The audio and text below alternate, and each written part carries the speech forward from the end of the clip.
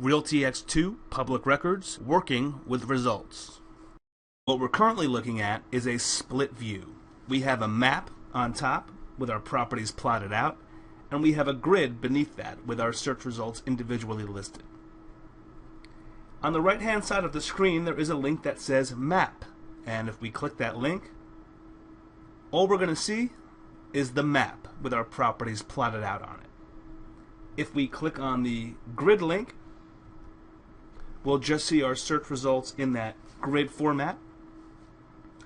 And if we choose that split view, we'll see what we had originally, both the map and the grid.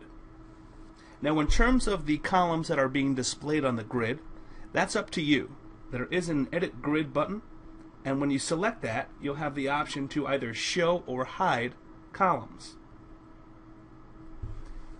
Any boxes that are checked are going to be columns that you are choosing to display.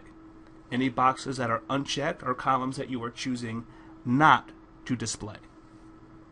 Once you've made your choices, simply click on the Apply button.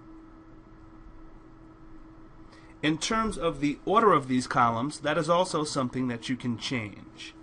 So you'll see here I've got address, then city, then zip code. Well, maybe I want city to be after zip code.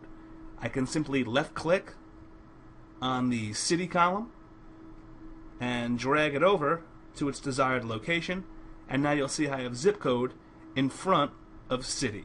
If I want to bring it back to its original format, again I can just left click on city and drag it back to where it previously was, and the order will change.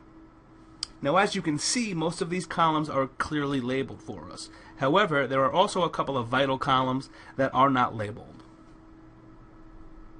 And you can see this camera icon next to one of my properties. Well, if I move my cursor up a little bit to that column header, this says MLS Photo Indicator. If we do see that camera icon next to a property, that's letting us know that there are MLS photos available for this particular property. Clicking on the camera will open up those photos, allow me to view them and or print them. Next to that, again hovering over that column header, you'll see that this is actually the MLS listing indicator. If you see an icon in that column, it's going to let you know that this property is or was listed in the MLS. Hovering over the icon itself will let you know the status, and this is an active listing. If I click on the icon itself, it will take me to a detailed report for that particular property. And there's one more column that's not labeled, and again holding my cursor over this column heading will indicate that there's also a foreclosure indicator.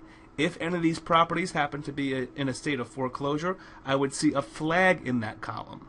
The flags will be different colors indicating different foreclosure stages. Again, you would just hover over that flag to see what stage it was and click on the flag to get more information on that foreclosure. Just like I did on that MLS listing indicator icon a moment ago. And the last thing to mention here is that you also have the ability to sort. So here's a column for tax amount. If I want to sort by tax amount, I can just click on it and that information will be sorted.